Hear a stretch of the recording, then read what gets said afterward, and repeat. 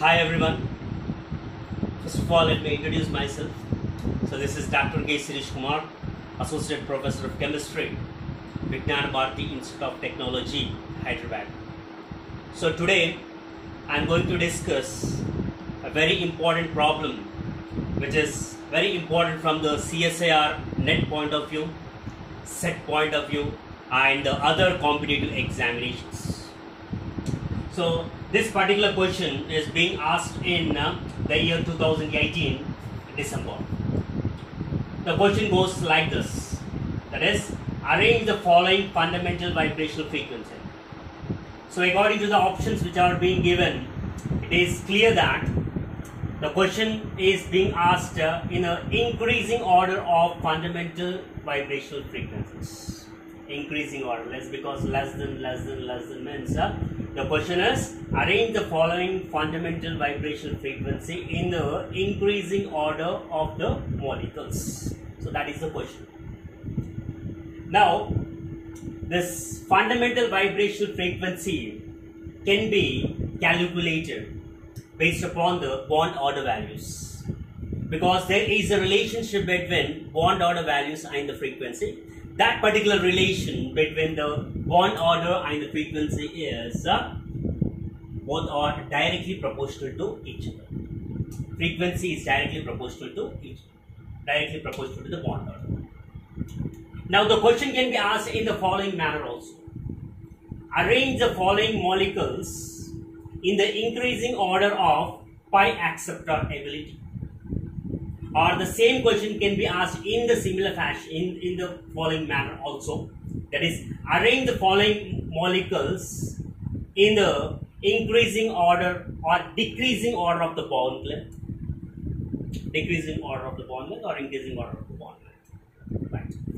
So whether the question is being asked in terms of the fundamental vibrational frequency or the pi acceptor ability or bond length, we have to depend upon the relationship between the bond order and these parameters. Because there is a relationship between the bond order and these parameters. That is, pi acceptor, in order to calculate the pi acceptor ability of the molecules, we have to follow this particular relation between pi acceptor ability and the bond order. Pi acceptor ability is directly proportional to bond order. And if the question is given in terms of a CO stretching frequency, then it is also directly proportional to bond order.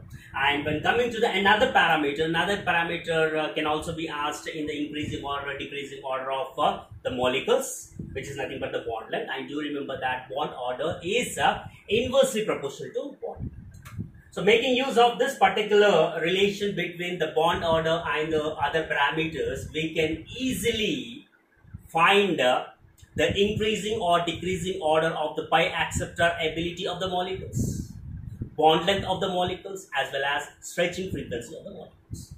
Now in this particular question, the question is asked in terms of fundamental vibrational frequency, and we are well versed that frequency is directly proportional to bond order.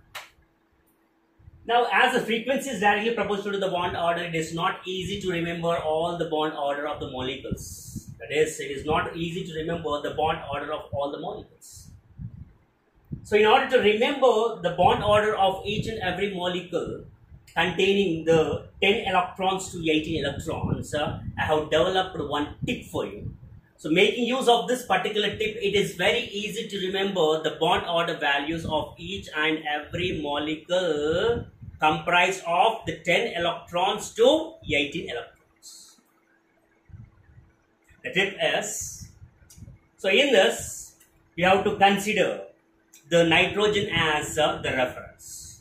So nitrogen N2 molecules contains the 14 electrons, right? 14 electrons. And this nitrogen comprised of the 14 electrons is the reference for us to predict the bond order of the other molecules. If we move above the 14 electrons, we have to follow the same strategy. If we move below the 14 electrons, also we have to follow the same strategy. That strategy is we have to deduct 0.5 from the value. We have to deduct the 0.5 from the above value. strategy is same. So above means what? Beyond 14 electrons, that is 15 electrons. What we need to do? The tip is we have to deduct by 0.5. We have to deduct the above one with 0.5, so it becomes 2.5. Now as we move from the 15 electrons to 16 electrons, that is the molecules containing 16 electrons, the bond order will be 2.0 because we have to deduct 0.5 each time. And when we move from 16 electrons to the molecules containing 17 electrons, then the bond order will become 1.5.